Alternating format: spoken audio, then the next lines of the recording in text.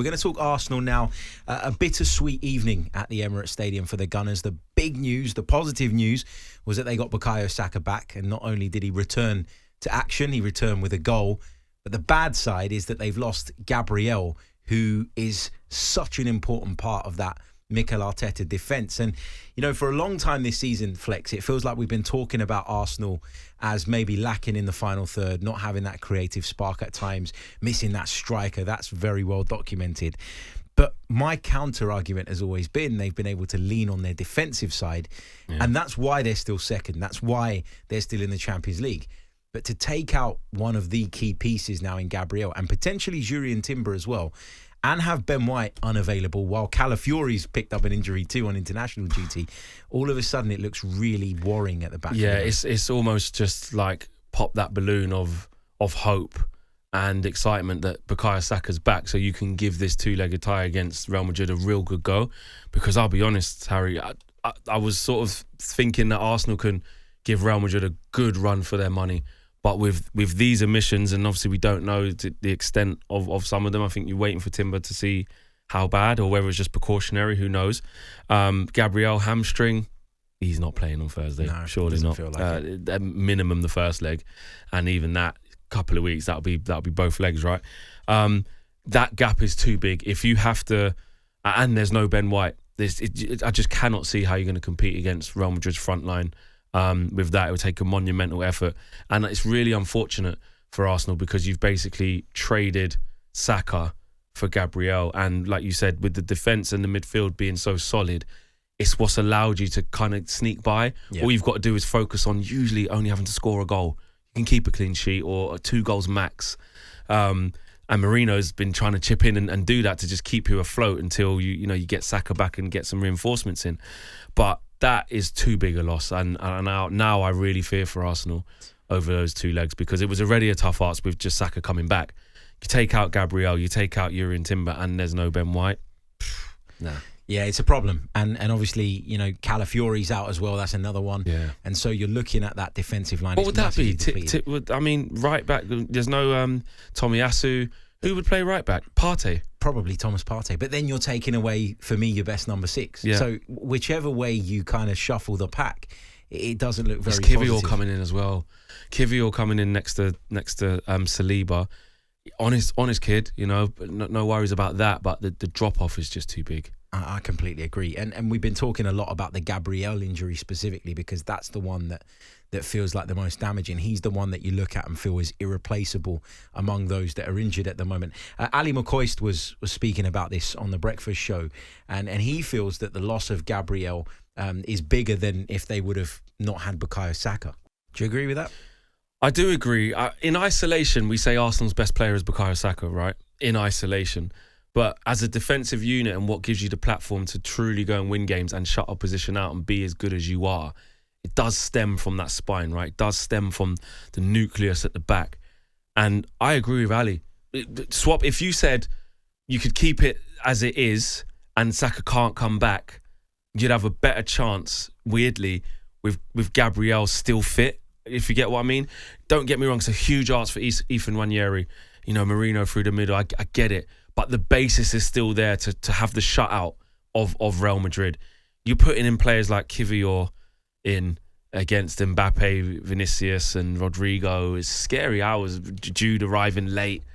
Nah, not for me. I think it massively changes the way that Arsenal approach the game as well, because one of the things that they do really well when they get on the front foot and they pin teams back is they squeeze everybody up the pitch. And the reason they can do that is because they're quite confident that if you drop a ball over the top of their back line, both Gabriel and Saliba are really comfortable at turning and running back towards their own goal. They got the pace, they got the physicality. The minute you bring Jakub Kivior into the team, who's the most likely replacement at this stage, you end up having to drop off a few extra yards, which means your press isn't as effective, which means you can't get up the pitch as quickly, you can't suffocate the opposition, and all of a sudden your whole game model, which is reliant on having these 2 beasts at centre-back, changes. Yeah. And then you're not Arsenal anymore. You're a different side. If you're going to have to drop off and you're going to have to camp in, and it just doesn't feel like, with the lack of a you're not naturally forward, suited to that. Yeah, they're not naturally suited. And it changes Saliba as well, because I think that, listen, Saliba's unreal, right?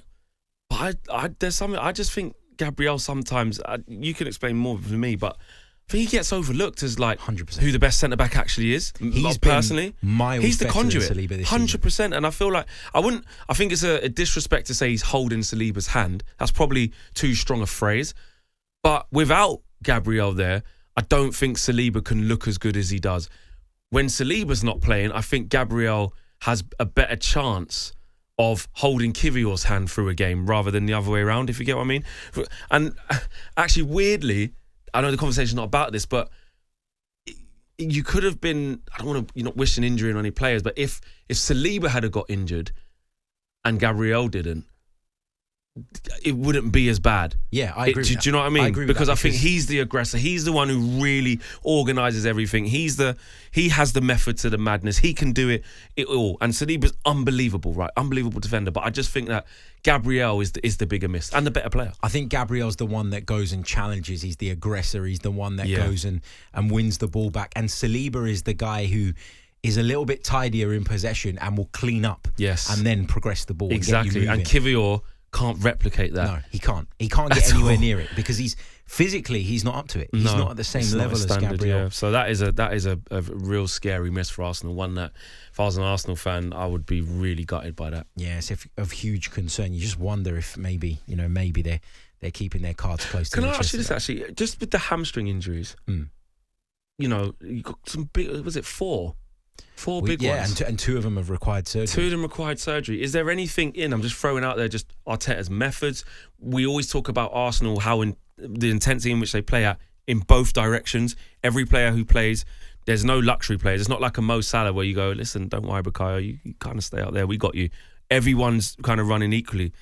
Is there anything in that, or do you think it's just an unlucky set of circumstances this year? It's really difficult to say, to be honest with you, because to say it's to do with the training methods would suggest that I know what goes on a daily basis, and I don't. I've been to a few of those open sort of training where they do the rondos in front of the media, where they literally do their kick-ups and not their the real one, for half an hour, and then they tell you to get lost before the real training starts, right?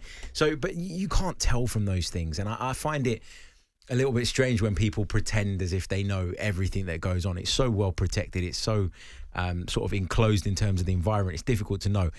The ones that were suffered by Saka and Havertz, I think you could probably look at them and say, although they weren't solely down to being overplayed, the fact that they were tears rather than pulls of the hamstring suggests that they were in that kind of and red they play zone. every and game. They play every pretty game. Much 90 minutes every and game. And they cover a hell of a lot of ground. Yeah. And with those, I think you can make that connection a lot easier. With Gabriel's, okay, he plays a lot of football and he's an ever-present for this Arsenal side, but look back at the international break just gone. He only played the first game for Brazil. He was suspended for the game against Argentina. He even came back early, and then he's the one who ends up pulling out. That's a good thing for you. Well, I would have said it was a good thing for you, him getting suspended for that game, because exactly. You know what he would have been on against Argentina. But then look, he gets the rest and comes back and tears that or hurts him down. It just shows you how football can play with your emotions. 1 minute you're jumping up and down. He's suspended. He's coming back early, in the next minute he suffers this injury. But just very quickly, Bukayo Saka's return. I know we touched on it at the top of the show, but how much does he add to the Arsenal attack for you? Because for me, Arsenal are 50% better in attack instantly with him in the team. Everything. I'd probably even say more. Like he's so influential. He's so consistent. He's so good. Defenders don't know what to do with him. They can double up on him. He can work his way out of that. He can go on his weaker foot. He has an element of inevitability about him. The shades of the Arjen Robben of he's going to cut in. Can't really stop it. He's got a great delivery. He's super strong. Very rarely do I see him lose the ball. And there's not a lot of players that, when your team plays against them, you just fear what they're going to do because you just know they're not going to have an off day. I can't think of the last time I've said, Saka's had a stinker. Didn't see him. And you look at, it's only really Mo Salah who's better than him. And that's only by volume of goals and assists. In terms of performance level per 90, Saka probably more involved in more games than Mo Salah, but the numbers speak for themselves. But he's an incredible player, and from what he's done, from how young he's come into that squad, from left back, playing in left wing early, right wing, It's a joke. It's a joke. It's been an incredible journey. It's been an incredible journey, and he is a fantastic player. He is indeed. If we're going to look at it glass half full, that's the positive, right? Bukayo Saka's back. He is back. And that gives Arsenal more attacking threat just by default. On AM, on DAB, via the talkSPORT app and on your smart speaker. talkSPORT.